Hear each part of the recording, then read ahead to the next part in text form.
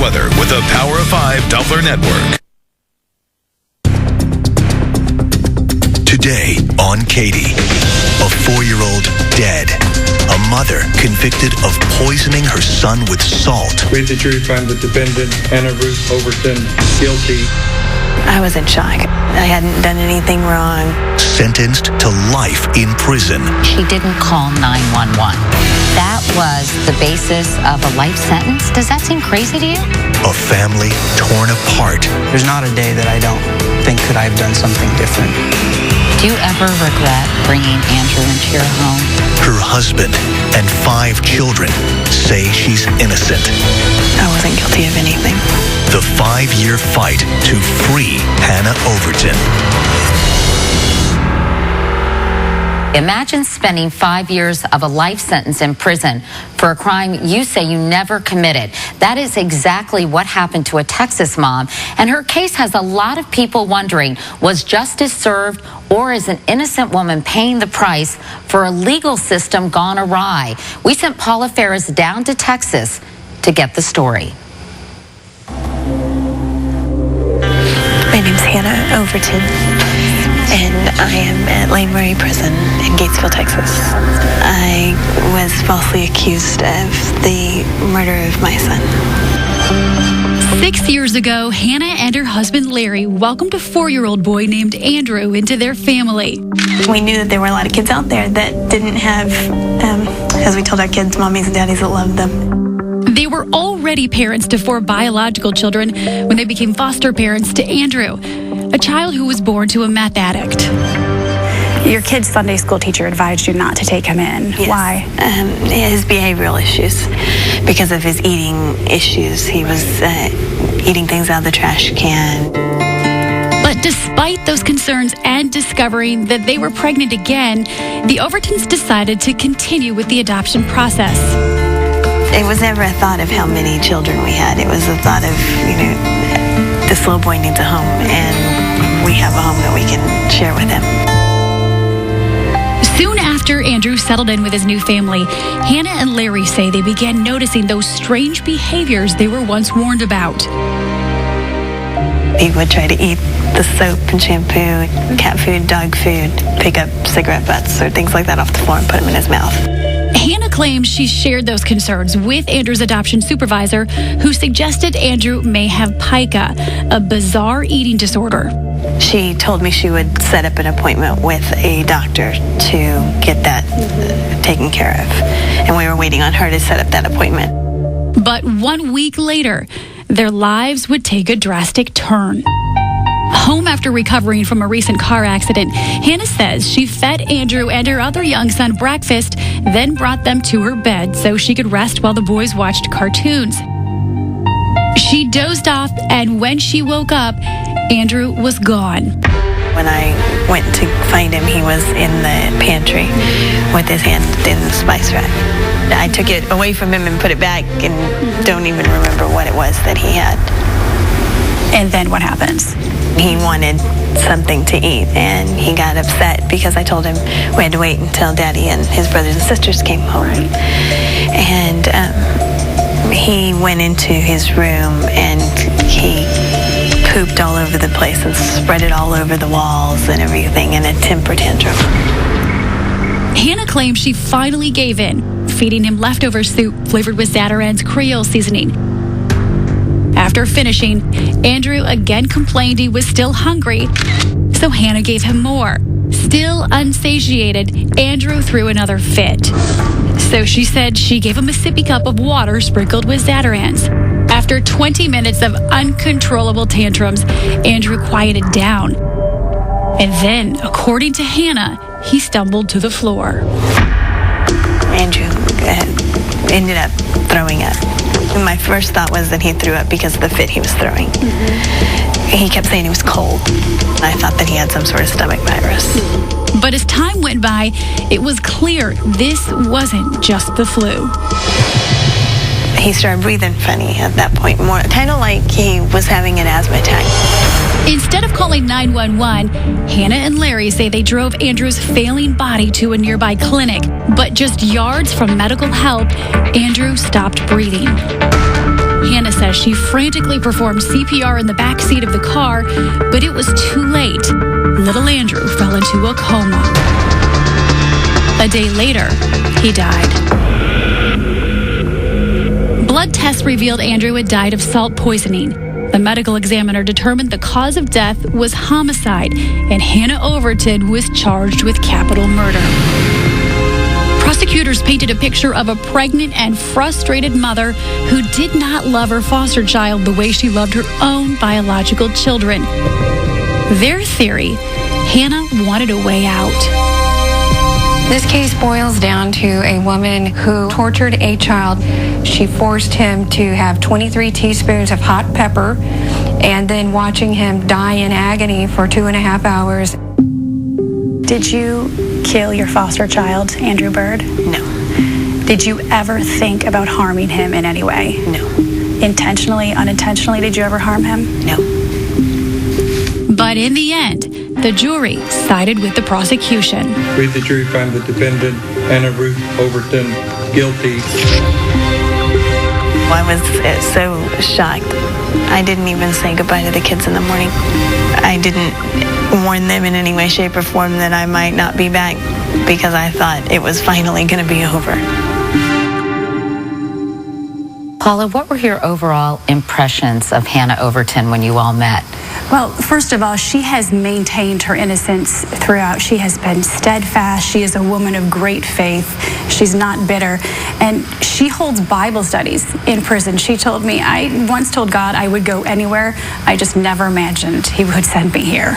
Meanwhile, the prosecution portrayed her as a woman who was frustrated at her wits' end in dealing with this little boy who obviously was struggling and had issues. But in the course of reporting the story, you learned some things about her background. Yes, in covering the case, I found out that she truly had a heart for kids and loved children, not just her own biological children. She was a missionary for at-risk kids during her youth, and then up until the time she had her own children, she was a private nurse, an in-home nurse for severely disabled children. If she knew that Andrew had these issues, that he had severe behavioral problems, why didn't she get help for him sooner? Andrew was still in this adoption process. He was in custody of the state, so legally they were not allowed to make any sort of doctor's appointments or specialists without the state's approval. Everything had to go through the state. I understand the real issue the jury had is she didn't seek medical help for Andrew immediately. She didn't call 911. Right. He was exhibiting the classic signs of the flu initially. He was vomiting and he had a fever. It wasn't until he had issues breathing that they took him to urgent care. But the jury had a choice between capital murder and an acquittal. There was no middle ground. Meanwhile, she believes her defense team, her initial defense team, failed her. How so? Well, this past April, her former counsel was on the stand during that second hearing and wept. They said, "We failed you miserably. There's not a day that doesn't go by that we don't wish that we could have done more." And probably the biggest thing that they didn't do was calling Dr. Michael Moritz, and he is the nation's leading expert on salt. They did not call him to the stand. But they did call him to the stand for the second hearing, where there was new evidence. And even then, the judge didn't recommend a retrial, really, right? The judge found no new findings and said he was unpersuaded by this alleged new evidence, denied her request for a new trial. And so today it stands in the hands of the court, the Texas Court of Criminal Appeals. That's where her freedom lies. Obviously, this case got a tremendous amount of attention in Corpus Christi, Texas. How does the community feel about her guilt or innocence? I think initially it really polarized the community. The community, as well as her church, raised about $1 million for her defense. She has a website that's run pro bono. She has 3 of the highest powered attorneys in the state of Texas working for her pro bono. They are not getting paid. And her attorney actually told me this morning that back in April, during that second hearing, one of the local television stations took a pulse of the community in a poll, and 80% of those polled thought that she did deserve a new trial. But there's still some people who are very convinced of her guilt as well. There certainly are. All right, Paula, thank you so much. Larry Overton has been a single dad for the last 5 years. We'll hear from him when we come back.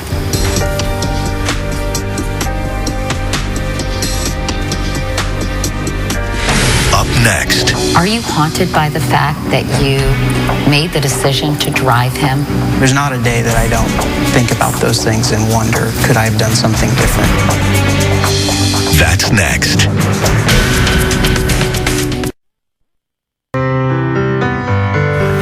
I still grieve, and I will. I don't think that'll ever stop. I don't think a mother ever stops grieving for her child that's gone. That was Hannah Overton, who's serving a life sentence without parole for the murder of her foster son, Andrew. She maintains her innocence. Meanwhile, her husband, Larry, is on his own, raising their 5 children between the ages of 5 and 13 by himself.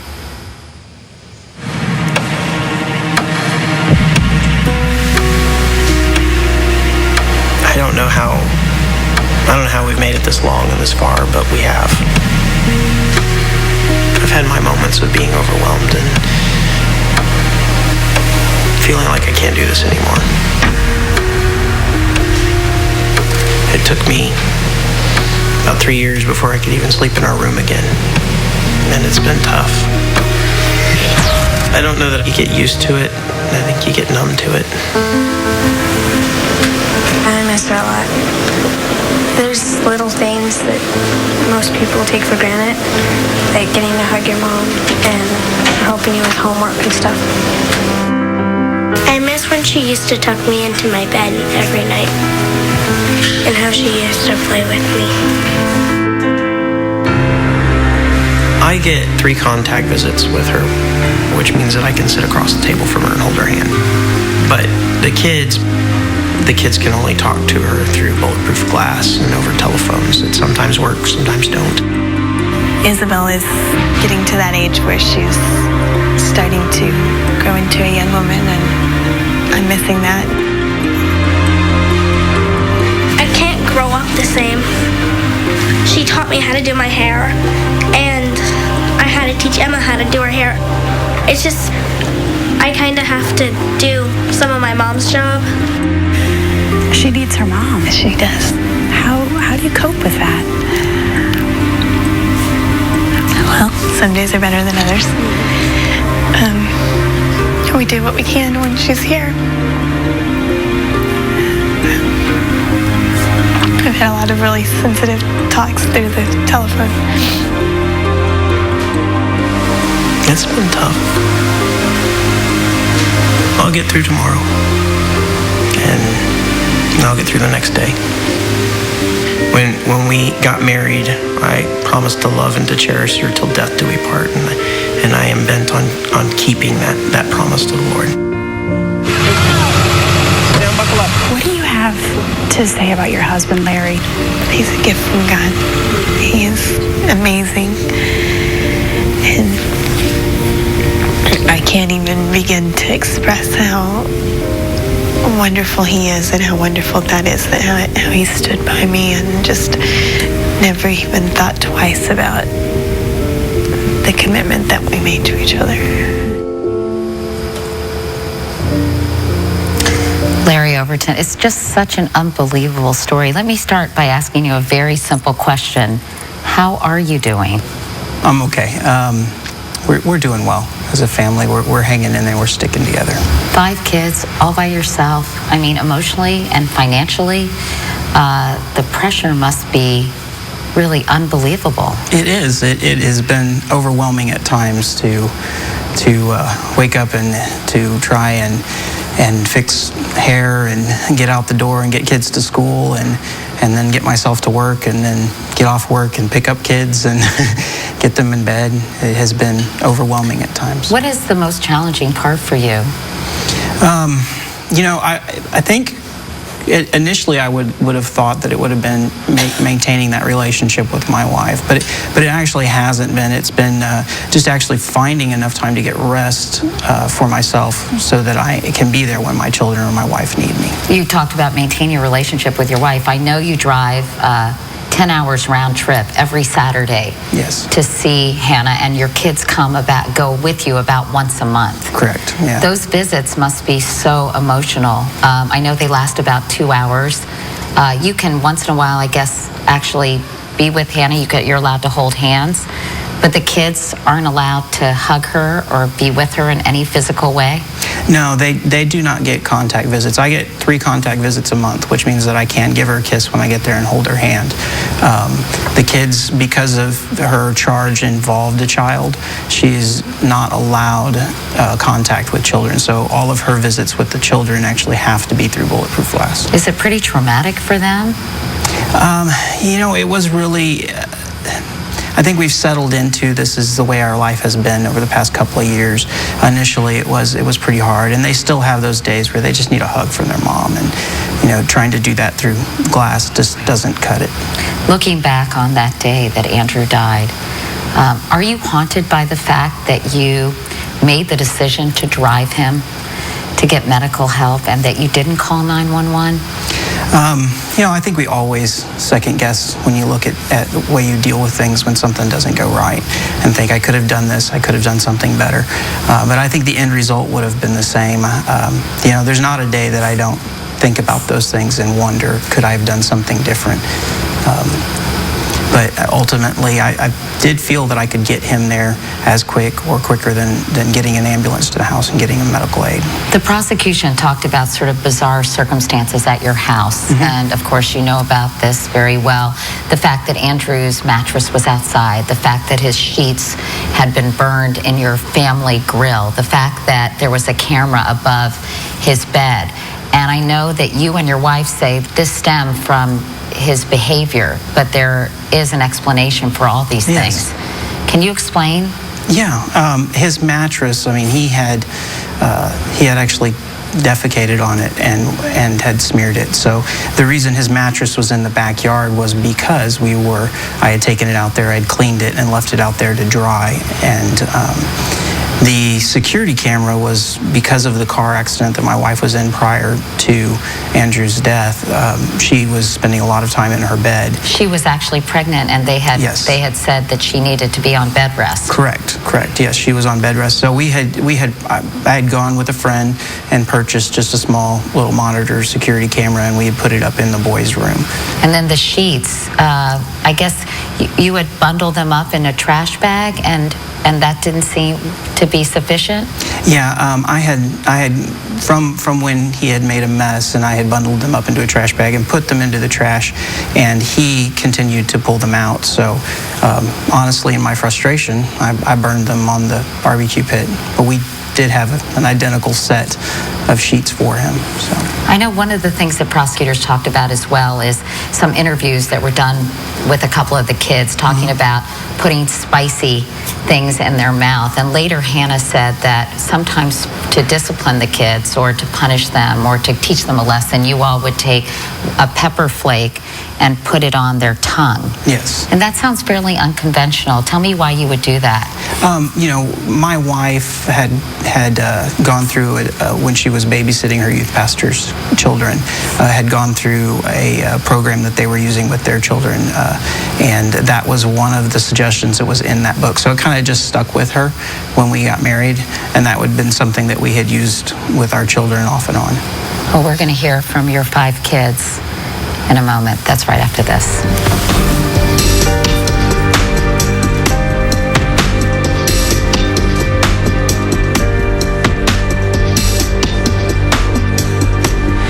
Up next. How do you explain to your kids where their mom is? It's like your mom always helps you with your homework. I've just really missed that. That's next.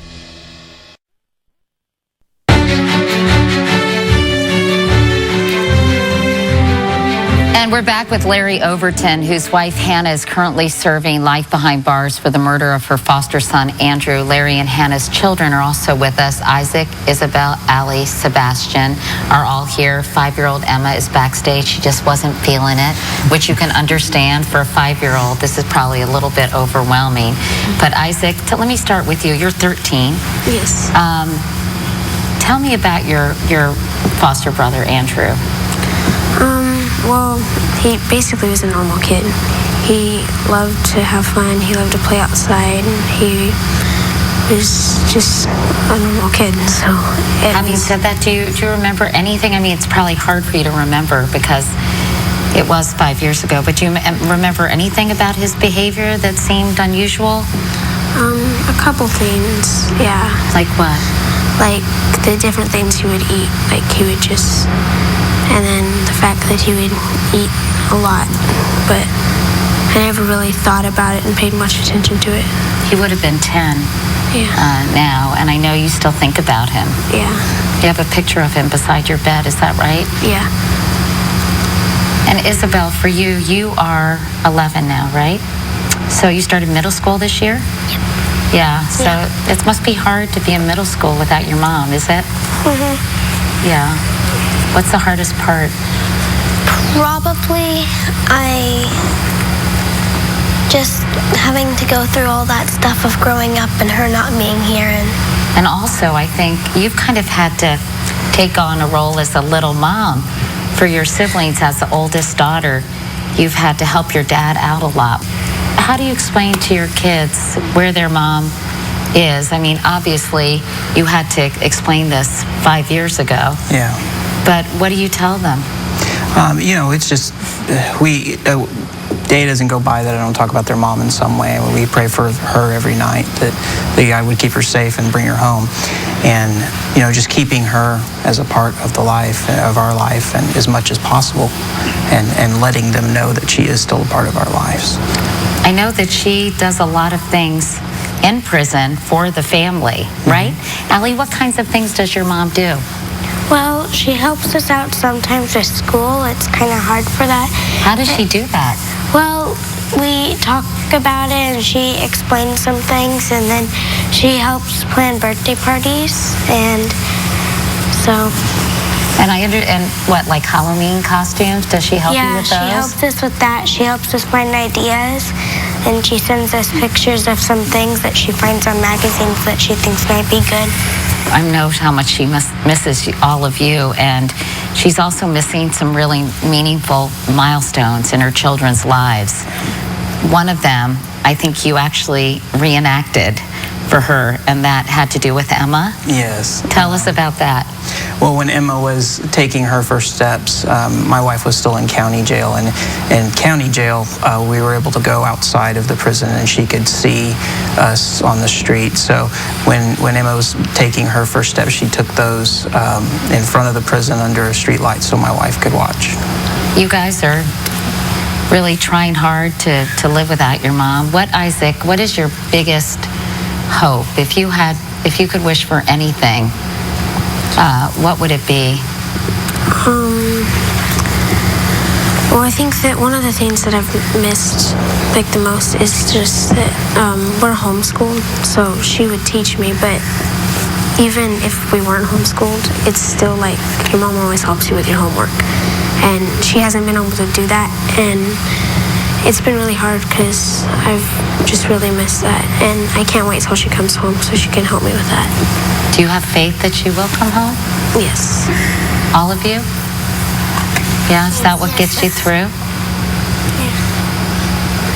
Well, up next, could Hannah's conviction be overturned?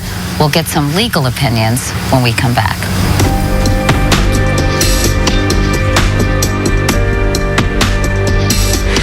Up next. They didn't call 911 and chose to drive him to get medical attention, that was the basis of a life sentence? Does that seem crazy to you? Well, look, I mean, the theory is that she would have known that the child would die. That's next.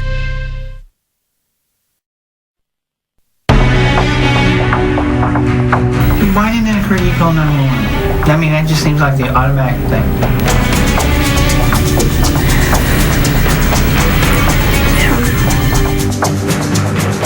Hannah Overton remains in prison hoping to overturn her murder conviction. Her lead appellate attorney, Cynthia Orr, is here with Hannah's husband, Larry. Cynthia, why are you convinced of Hannah's innocence?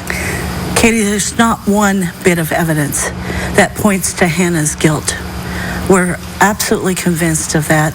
There was no competent scientific evidence at her trial, and the opportunity was missed terribly to adequately inform the jury of the scientific evidence that proves her innocence. What is that evidence that proves her innocence? Well, two things that were critical. One was the trial lawyers were unaware that the state had young Andrew's vomit, the first vomit that he went to the emergency room, which absolutely proved that the sodium level in his stomach was not high, meaning that their theory that Hannah somehow attacked her son and forced salt down his throat was false, demonstrably false. The tragic other half of that goes hand in glove is they failed to put on Dr. Michael Moritz, the world's expert on hypernatremia, on salt intoxication. But Dr. Moritz, who is an expert on salt poisoning, the national expert, was able to testify in this second evidentiary hearing. That's right. And when he did testify, the judge still said he would not recommend a retrial. Well, that's right. We're fortunate in one thing. It wasn't the judge's decision to make. Many lawyers in Texas have an abiding concern that these elected judges are concerned about appearing soft on crime. What Judge Longoria did, though, was issue a recommendation that really left it open. He found that all of our witnesses were credible, Katie. He found that he believed what Dr. Moritz had to say, but he fell short of recommending that Hannah get relief. You also contended that Andrew had an eating disorder called pica. What evidence did you have of that? Well, it's clear from his behavior, the fact that he ate inedible, non-nutritive things, cat food, dog food, glue at the Sunday school classes. Every adult that cared for this child observed this behavior. He also had scratches and bruises all over his body, I think, which the prosecution used to illustrate their contention that Hannah was somehow abusive. And the very reason that the emergency doctors missed the diagnosis as well, continued to give him sodium for an hour and a half before they determined he had hypernatremia. This high sodium, Dr. Moritz, if he'd been called to testify, would have told the jury, causes the blood to stop clotting. And so with a child like this, any scratch, any minor injury is going to bleed. And not only that, any sort of slight bump is going to cause bleeding under the skin, which results in bruising. So you can imagine with the heroic life-saving efforts being made with Andrew, he was being more than bumped and scratched and moved. He had tubes, he had clips, he had CPR being done, and everything was bruising him and scratching him. So the doctors who didn't understand it thought they were seeing an abused child, and they weren't. Do you believe that the Court of Criminal Appeals will side with you and ask for a retrial? I'm very hopeful they will. I'm very optimistic that we'll get relief in this court. Dan Abrams is the legal analyst for ABC News. He's been following the case. Dan, in layman's terms, what happened here? Well, you had a bad defense. Things that they should have done that they didn't do, things that they did do that they shouldn't have done, a very aggressive prosecution going for the maximum possible charge that they could go for. But one of the really interesting things here is the theory of the case. The prosecution's theory was force feeding, right? They argued at trial that this child was literally force-fed all of this salt. That's not, in the end, what the jury found. The jury was offered two possible theories here, and the jury didn't accept that theory and instead found her guilty because, in essence, she didn't get him help fast enough. So that in and of itself, I think, poses questions about the prosecution's theory in this case and how aggressive they were in pursuing that particular charge. It just seems strange because they didn't take Andrew or didn't call 911 and chose to drive him to get medical attention, that was the basis of a life sentence. Does that seem crazy to you? Well, look, I mean, the theory is that she would have known that the child would die by not getting help faster. That's the legal theory here. But again, that's problematic considering that's really not what the heart of the prosecution's case was. The heart of the prosecution's case was that the child was force-fed this salt. And so, yeah, that's a real problem, a real concern, a real issue here. And what's next? Well, the Court of Appeals now has the case. But I think there's a real shot here that the Court of Appeals will either order a new trial or literally find her not guilty. There are three options: not guilty, new trial, uphold the conviction. Either of those first two would certainly be a win for her. The biggest win, of course, would be if the Court of Appeals orders her freed. Hannah's family and defense attorney believe Andrew's death was caused by a rare disorder called pica. What exactly is that? We'll find out when we come back.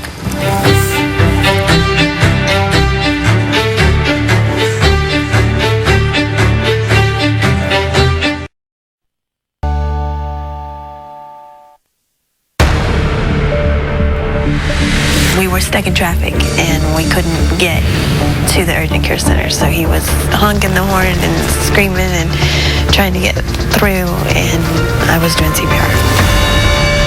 Hannah Overton says she was wrongly convicted of killing her foster son, Andrew. Her new defense team claims an eating disorder called pica is to blame.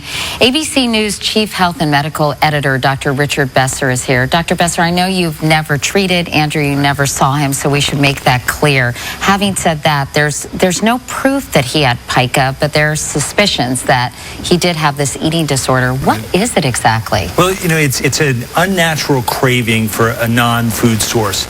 So you can see it in people who have nutritional deficiencies, you can see it in people who have developmental problems, but they may crave things like ice or dirt or clay or things like cigarette ash or laundry starch, and they'll want to eat that, and it can be very hard to keep them away from what they're interested in. One of the things that causes pica is iron deficiency anemia. So that's the most common cause in children, and they'll often want ice or they'll want dirt, and even in adults, pregnant women can have that.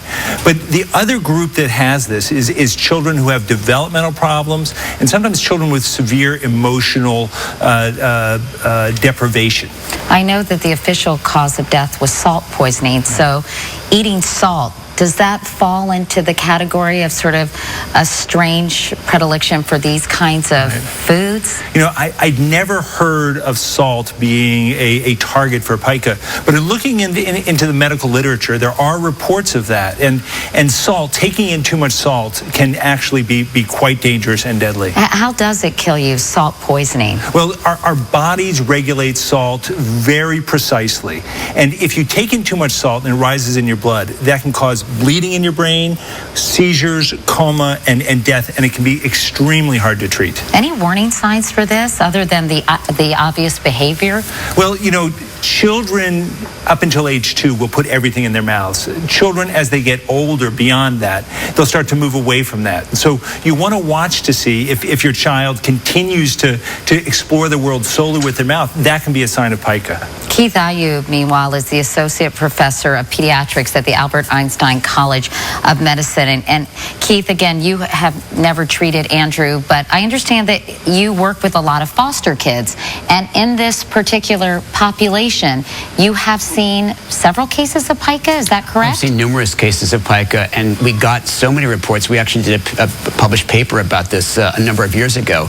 And when I was contacted about Andrew, I actually asked your producer, said, does he do this, does he do this, does he do this? And he ticked every box. So this was not a situation that I have not seen before. Salt, yes, I haven't seen that. But whereas pica is usually a condition where a child goes for a particular non-food item, Andrew seemed to be going for everything, and he wanted to eat voraciously.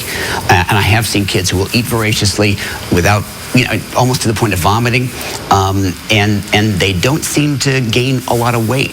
We called it in our paper non-obese hyperphagia. Hyper meaning too much, phagia meaning eating. It's almost like they don't have something in their brain that tells them to stop eating, that they are satiated? Exactly. And we sort of got together the common factors of this, and what we found was that all these reports were coming from foster parents.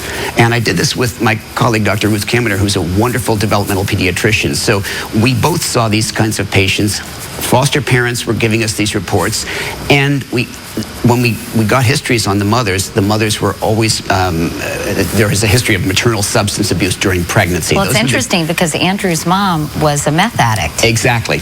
And we also found that these kids had a lot of behavior problems, most commonly aggressive, destructive, and socially withdrawn behaviors. So hearing about Andrew's behavior did not surprise me at all.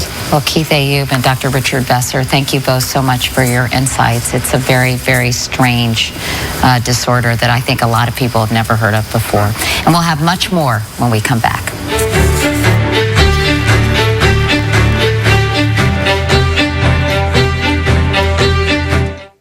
People magazine raves Katie is a big, impressive production. Do you feel sexier today than when you were 20? No. With major guests. I'm just very shy, but I'm also from Brooklyn. And People calls Katie nearly supremely talented. That's real exclusive out there. Katie. Guests of Katie stay at the legendary Algonquin Hotel, a New York City landmark, steps away from Times Square and the Theater District in Midtown Manhattan.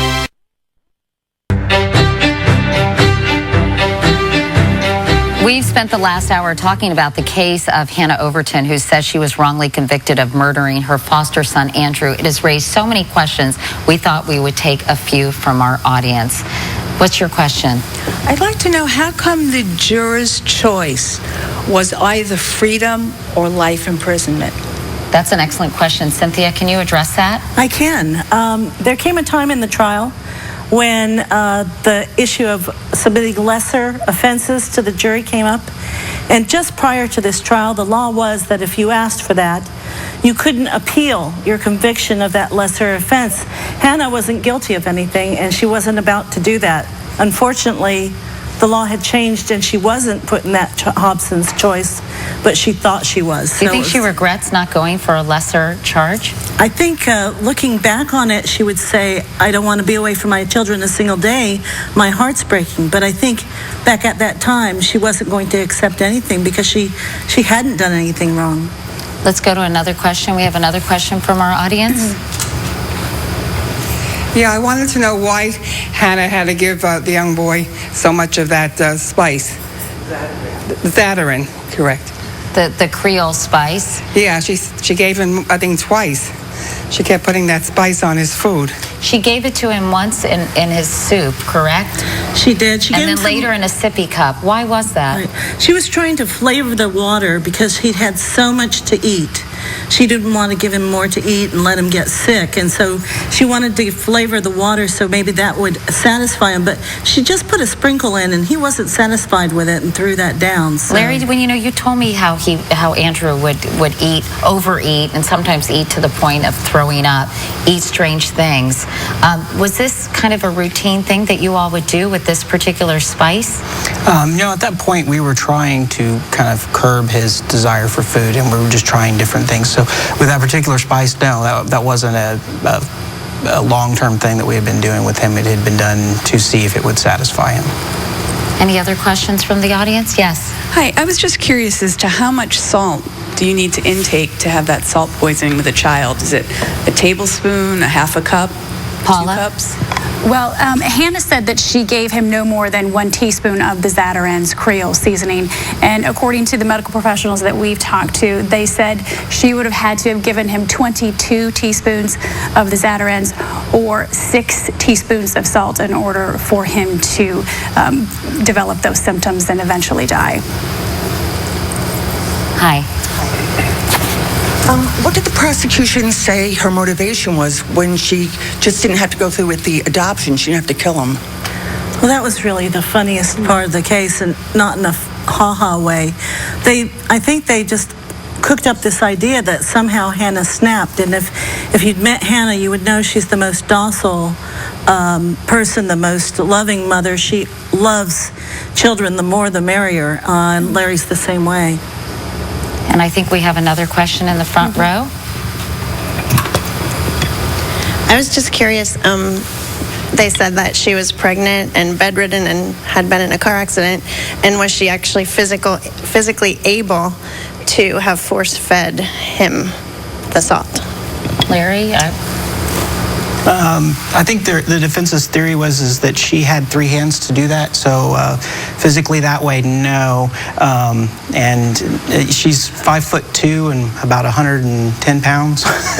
So she's not a very large woman. So physically, no, I don't see her being able to physically force that upon him at that time. And Katie, the experts will tell you that if you do force feed a child salt, they tend to have bruises and scarring, etc. It's not easy to do. You will have resistance on the part of the child, which was also one of the key points the defense is making now. In fact, you're nodding your head in agreement.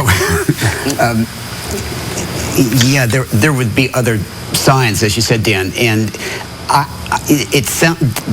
Andrew was caught near the pantry with all the baking supplies and things like that, and there was it seemed to be that there was plenty of opportunity for him to get into things that contain sodium and salt, such as baking soda and, packets of salt and other seasonings and things. So I did not get a feeling of force feeding on this, from what I have read at least.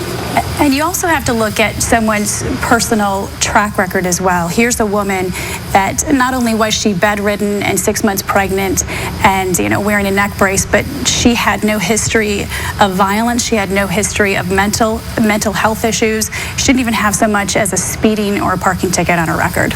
So when you talk about your Hannah being asked to be on bed rest, and she's pregnant and she's got all these kids, how was she able to cope with taking care of them after being in this car accident? Because at the time they were all very young. Yeah, well, we were actually blessed. We had members from our church that would come by and check on her. We live next door to one of our closest friends, and she was checking on my wife during the day too. So it wasn't just literally my wife home with our children. She had people in and out during the day making sure she was doing okay and the kids were doing okay. Do you ever regret, Larry, bringing Andrew into your home? No, not at all. You never think, gosh, maybe we shouldn't have taken this little boy on? No. He had his issues and his problems, but, ultimately, I know in my heart that my wife and I both loved him, and we gave him the best home that we could, and he felt a part of that. Our kids remember him and love him as their brother, even though we never officially got to adopt him into our family. And we'll be right back.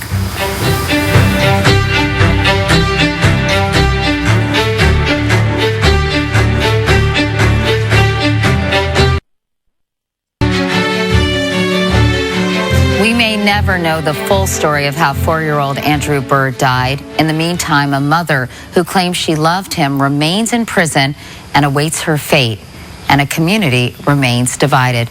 What do you think happened? Let us know. You can go to katiecouric.com and weigh in.